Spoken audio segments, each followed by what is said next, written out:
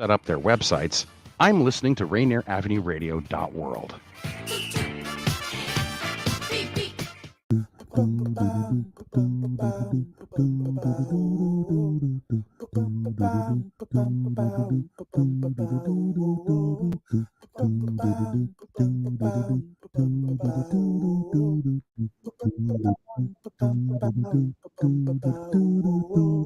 Wash your hands, don't touch your face, wipe things down, clean up your space. When you cough and sneeze, do responsibly. If you feel you're getting ill, isolate at home and chill. No, you're not alone. Please pick up your phone and call 206-477-3977. King County 206-477-3977. Public Health 206-477-3977. King County 206-477-3977. Public Health Community Radio Station will provide you with more information. Say Rainier Avenue Radio. Your community radio station will provide you with more information. Rainier Avenue Radio. What kind of nonsense conversation are we having here? The Neon Ghost Show. The Neon Ghost Show. Right here on Rainier... what's it? Rainier Avenue Radio.world. Right about now. Rainier Avenue Radio.world. I'm so tired. I have to pee. Yo, what's good? It's D Money. You should definitely check out Fresh Juice every Wednesday, 9 to 11 Pacific, right on Rainier Avenue Radio. With pint-sized Patron, P. Treasy the Don. Y'all be sure to clean your mirrors as we play brand new hip-hop and R&B from locals and worldwide. It's ID Yourself, a.k.a. Malcolm Flex. Make sure you check out Fresh Juice every Wednesday, Pacific Standard Time from 9 to 11 p.m. And to get those exclusive interviews that we be doing. Sipping a brand new fresh juice every single week. Yeah. Every Wednesday, 9 to 11, Rainier Avenue Radio. Yeah. Seattle band The Night Cry will be volunteering at the West Seattle Junction Beautification Project on Saturday, May 21st from noon to 2 p.m. as part of One Seattle Day of Service. Rainier Avenue Radio. Your community radio station will provide you with more information. Rainier Avenue Radio.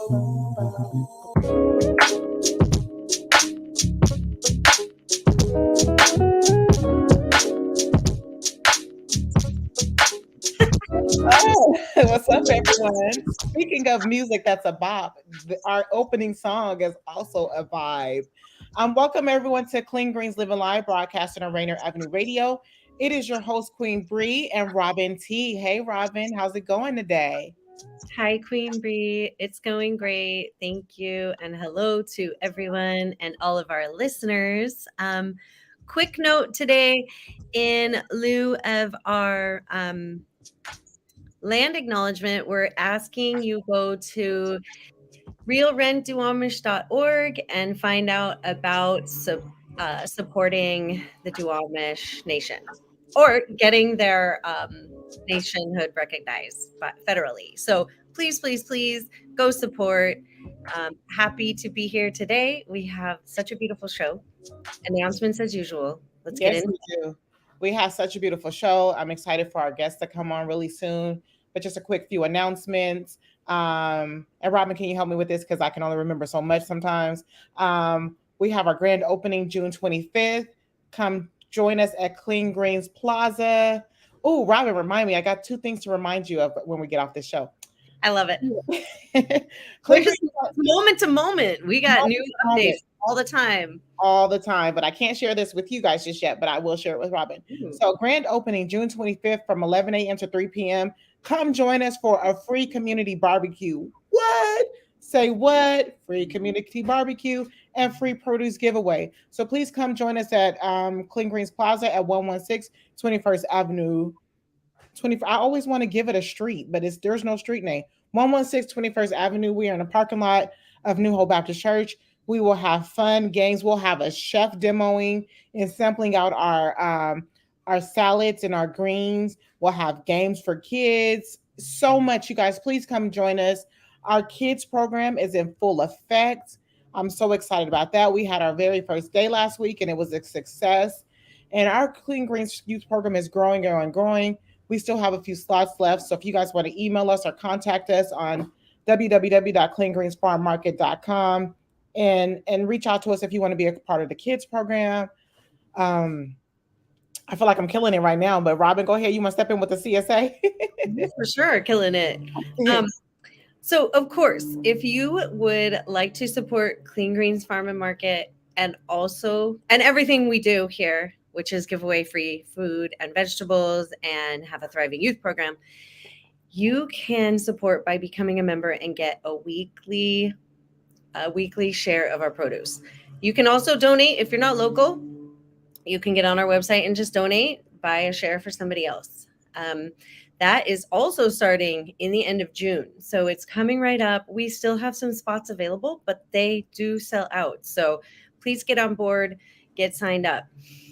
We also are always taking volunteers. So we're going to have some time to volunteer out at the farm in Duval. And we actually love our time on the farm a lot. It's really replenishing and restorative. So please get on our list. You can just come if your schedule allows, or you can set aside time to come because it's mutually beneficial. You're going to help us do our work and have fun and get yourself restored. Yes. So exciting. Okay. So let's get to our guest. Now, you guys, I'm just going to be real honest. I don't want to kill their last names. So when they come on, they're going to tell us their last names. And I don't know if this is okay to do, but we're going to do it today because I always want to respect how to say people's names.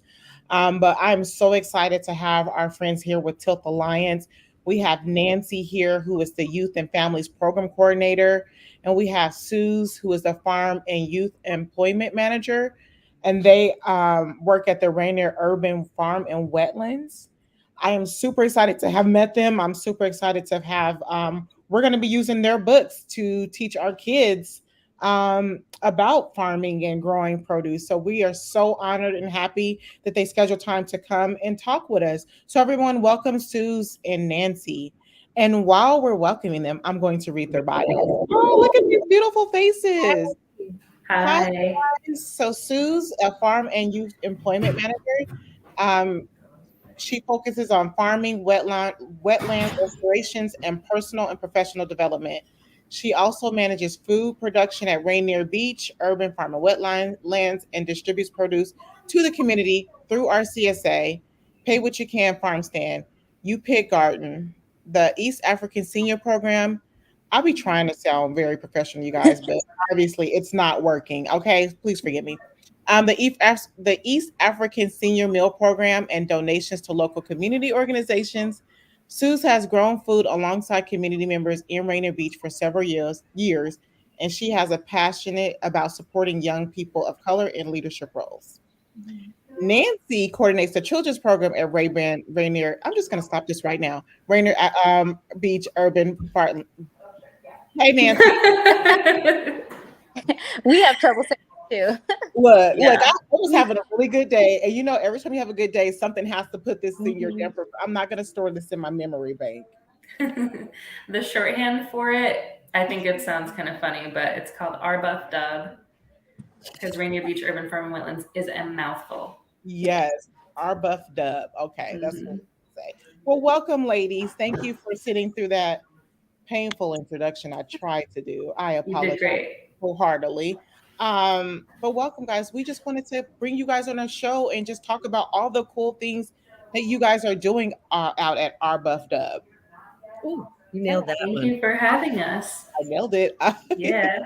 We visited out there a few weeks back, and it's so funny because I drive past that way and I never knew all of that was behind that park. And it is big and it is beautiful. And watching you guys in your community and in your element, just being really, I can't say the word, but be a people out there growing the produce, knowing what you're talking about. We just have to have you. So tell us, how did you guys get started in this? How did you know that this was your calling and what you wanted to do? Go ahead, Suze. You want me to go ahead? Cool. Well, yeah, I feel like That was definitely a work in progress. I mean, when I first kind of started in this work, I was actually a participant of one of Tilt's youth programs. Um, and yeah, I was a youth participant for several years, and my interest kind of grew through that program. And like I had like little to none, like or little to any like experience in the farm world or anything of that nature. And then yeah, as the years went on, I think just like my experiences, like working alongside like peers that were also kind of getting into this field of work, and then also having like really great mentorship, I think definitely yeah drove that passion into the work that I'm in now. But yeah, I would say like based on yeah my youth or my experience as a youth participant in one of our programs for sure influenced that. That's nice to hear, especially with Yeah. us starting our youth program. It's really comforting to know that you see the impact, but then to Mhm. in as an older person, it's nice to hear. Nancy, Yeah, it's like, well, I've worked with kids for a while, and I did a few internships, part-time jobs here and there that were outdoor education programs, and those just really stood out to me as like, there's something special about kids learning, and you know, when they're outdoors, that they're so much more like present, and you can tell they're happy and they're having a good time, whereas like it's such a different environment for kids being indoors, you know, all the time. There's a little bit of like stir craziness that is associated with kids, which I think is a little bit of a misattribution to just kids needing to move and be outside and having a good time. And I'd followed Tilth for a while, and I liked what they were doing. And when I saw the job come up for a summer camp instructor, I was like, ooh, that sounds like a fun way to get involved. And so I started about a year ago, and I just stayed on in the fall to do some of our other youth programs, and I just loved it. It's been really great. Susan and I actually were in the same college program. We were in the same cohort. So just when I started and I saw her here, I was like, hey, I know you. It was really funny because, you know, I didn't know that she was involved in the work here at Tilth, but it was just a really funny coincidence to see her. That is great. The community is so connected, and I love hearing the stories from both of you. And like Breon says, it was especially heartwarming to know, Suze, you had gone through the programs too, and then gotten the job, because this is so much of what the vision is. And you both do so many activities. And Suze, I was curious too, you do so many different things at the farm, and you know, all of the different systems you maintain with the restoration and the youth employment and the CSA. How do you balance everything? What's it like in a day-to-day? Yeah, great question. I mean, I don't know. I'm still figuring it out. I think there are like this farm, there are so many different like hands and folks who like support us. And I would definitely say a big part of what makes part of my job like a little easier is like all the volunteers that come on site. And yeah, like from week to week, they show up and they really do support us a lot with like the site maintenance and field maintenance. And so, yeah, a huge help comes, or a big part of our things that happen on the farm or whatever are definitely attributed to our volunteers. And then also the youth steward program that I run, they support a lot in like the activation of certain plots on site, and then like the upkeep kind of throughout the summertime. So yeah, I mean, I don't want to take all the credit because there are so many different, you know, people kind of helping me with my job. But yeah, I would say the volunteers, the youth stewards, like staff, like we all kind of come together and try to support each other as much as possible. So, you know, I do have my youth helping a lot with wetland restoration, but Kaylee, another staff here, does a lot of the wetland restoration work with our East African Elder program. And so, yeah, I don't know. It's hard to say like how I'm balancing it, but yeah, there's a lot of different pieces in this farm puzzle. Suze is a powerhouse. She's being very humble. Right. You could tell even when she's talking, she's being very humble but I love how you are like, this isn't just me. A great leader makes sure that she gives her props to people who are helping her. And I get it. It does make sense where you're like, I'm like that too. I cannot tell you how I do it, but there's a plan in your head, and then you just delegate and you just have people do it and they help you. And it's a community, and it's beautiful. And I love how Nancy was like, she's a powerhouse. Nancy, you're a powerhouse too, because as you were pouring, you were showing us all the amazing, cool things that you've done for the youth. And it inspired me. It inspired us when we think about planning our space to start our youth farm. It inspired us. Tell us, how did you come up with that? Like, what is your thought process with that? Do you mean like the garden space? Garden space, yeah. Like, how did you come up without, like, you have the TP, and then even when you plant, like, what is the string things that you do with the planting? Okay, well, all of that was there when I started, so I can't take the credit for it, but it's really just about, like, thinking about the space from the perspective of a child. Like when I walked into the space, like I got it. Like I'm like, yeah, that makes a lot of sense. If you're a child, you want to be able to be in a garden that is welcoming to you and have it be, playful and light and very interactive. So there's a lot of like herbs and other plants that you can kind of just pick and taste. The bean trellis, which was there. It was a little bit shorter before, and I just put up a bigger, taller one because it's such a magnet for kids to go into this little, like, almost like a playhouse. And the beans that grow up it every year are called Scarlet runner beans, and I think they have a nickname that they're like the Jack and the Beanstalk bean, because they just grow so fast and so tall. I know they'll probably outgrow even that new trellis that is taller. And all of that was there from before I started. Sue's put it up with some of the other youth and family staff. Just thinking about, like, if I was a kid, what would I want to see in a garden? There's little seats that I can sit at. There's plants that I can eat. There's spaces that, only I as a child with my small body can fit into. This is a safe space for me, in a place where maybe, people who garden at home and have kids, sometimes people are like, oh, you can help by, like, doing this little insignificant thing over here, and understanding that this is a space that kids can have ownership and can feel like they are capable and connected to the plants and more than humans that live here. Nice. When we were out there, I noticed that you guys, your CSA, okay, how does your CSA runs? Because I know that when we were out there, we seen people come and they pick their stuff and they write their zip code and they weigh it. So you want to tell us about that? Is that the CSA, or is that something totally different? Yeah, I think you're talking about the U-Pick.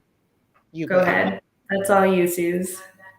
Okay, yeah, well, so we have the U-Pick and the CSA program. So the U-Pick specifically, we have, like 19 beds or so, and we actually expanded it an additional 10 beds on the other side of our wetlands. But yeah, we have a ton of row crops that folks can kind of come and harvest and glean from. And yeah, all they have to do is just weigh the produce so that we know, how much produce we're putting out from that plot, and then write their zip code. Yeah, and all we really ask is that folks leave things behind for the next person that comes by. But yeah, it's pretty easy. Just come by anytime between Tuesday and Friday, and there's produce. You can take some. Nice. So you guys have a CSA program plus the U-Pick. And the U-Pick, is it income based or is it just anybody? Yeah, U-Pick is completely free. Yeah, as long as we're open, you have access to that produce. You don't really have to talk to anybody. I mean, if you want to ask us how to harvest something, you can. But yeah, folks are just kind of welcome to head on over there and pick whatever they would like. Nice. I love that you guys are doing that. Yeah. For sure.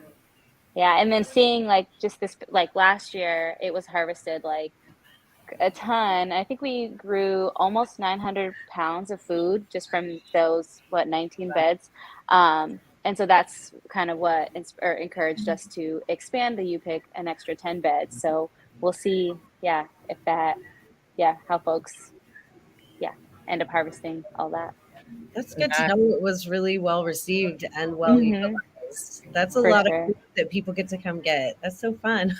I always, you can kind of pick at little community gardens. So it's really neat to know that that's there and an option for people. It's a really neat, the whole facility is neat. Like anyone listening, if you have the chance and opportunity to go visit, it's so special out there. So really, really neat for that.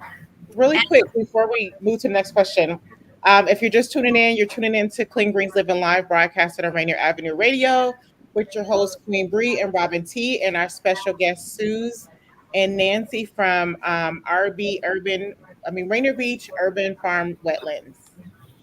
Did you want to go on with a question, Robyn? Unless you had something you were waiting to ask, it's fine. Oh, okay. I thought you did. Sometimes we're like, I didn't want to keep asking all the questions and taking no. But I think because you guys, like you said, Robyn, there's so many cool things, and of course we ask questions specific and tailored to what you guys are doing. But you want to tell us about all the cool things, because I know when we went, I know that we talked about the East African families that are out there, and then there's like a whole kitchen setup. Like you guys are a big deal. Like you guys, we met you guys through partnering with the Rainier Beach Garden behind the community center. So like, what are the cool things that we miss that you guys may want people to know about what you guys do?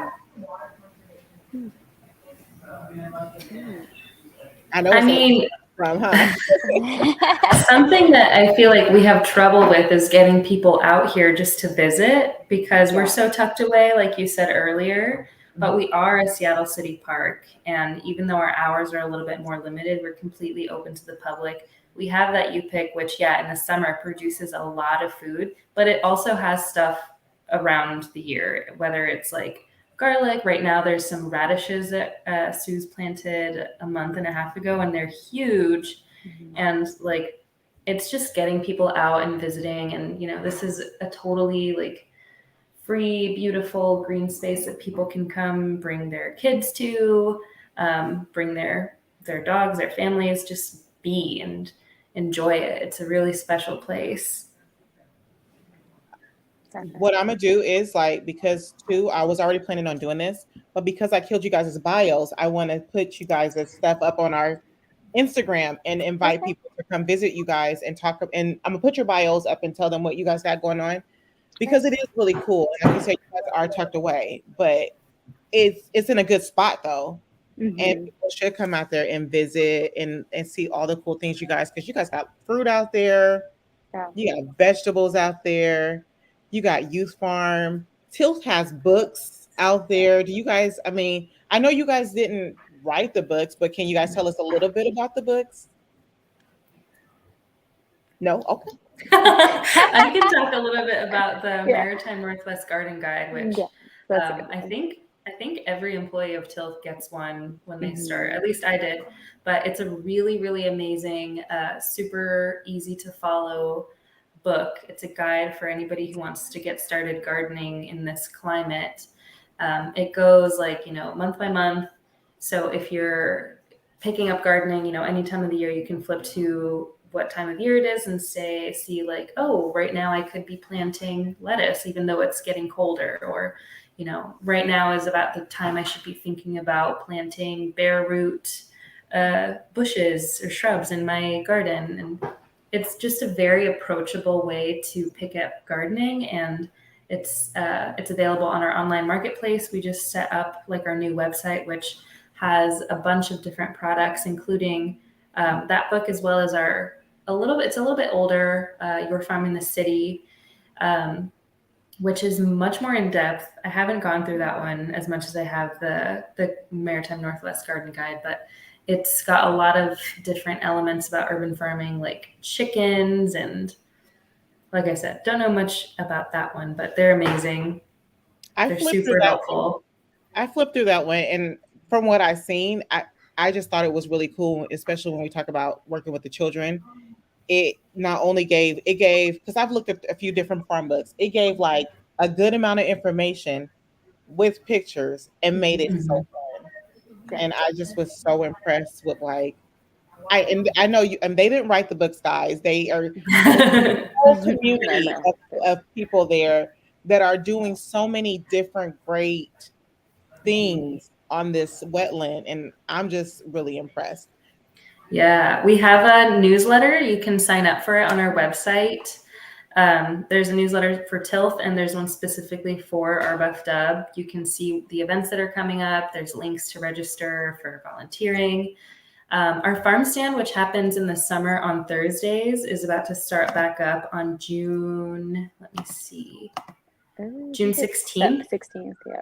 It's from 2 p.m. to 7 p.m. So we have local produce, we have pantry items, garden items. It's a really, really cool way to connect with us. I always love meeting new people. Our summer camps are starting in about a month. I think most of them are full, but there are some open slots for, I believe, the junior counselor slots, which are between the ages of 11 to 15. We have community kitchen dinners every month. The next one coming up this Sunday. Is it this Sunday? Mm-hmm. I think so. It's a pesto, like a pesto themed one where we're making a bunch of different pestos to suit a bunch of different diets. It's super fun. We have events going on all the time. We have work parties every Friday from 10 to 12. There's just so many ways to get involved. And if you visit our new website, all of them are on there. So check it out. I wanted to introduce actually Suze's bestie. It was You're not gonna. But I also still do have another question for you, Suze. So who's there with you? One, and then I do have a final question for you. Oh my gosh, my son. You're gonna hear me. He's in a mood today. I don't know if he'll get on camera, but here he is. I have a little golden doodle afro. Oh my god! I'm trying to teach him to be a farm dog. I don't know. Yeah, we'll get there. That was so cute. Yeah, and I was curious. So, learning about your story, going from a member of the program, and then now, running the programs, and also that one of your passions is supporting young people of color in leadership roles. What have you seen along the way? In your experience and your opinion and your vision on these things, that what do you think needs to happen in the greater community that we can think of and support to help advance, people of color into leadership roles? Yeah, that's a great question. Let me think. Just speaking to with the youth that I have worked with in the past couple of years, I think a big thing that I come across is that a lot of them haven't necessarily been exposed to, this field or farm work or even food systems discussions and things like that. And so a lot of, usually when they're joining the program, or some of them, it's kind of their first exposure or whatever. And I think incorporating discussions about food systems and it doesn't mean that folks have to turn into farmers. It could be becoming pursuing advocacy work, or maybe you do want to start a farm, or maybe you want to become a chef and provide community meals, and kind of starting that conversation, whether that be in schools or different clubs, just inviting young people to those conversations and letting folks know, letting young people know that they have a seat at the table, and not creating an environment where they have to ask for that seat at the table, but that it's there, and we just got to find the youth to fill those seats. I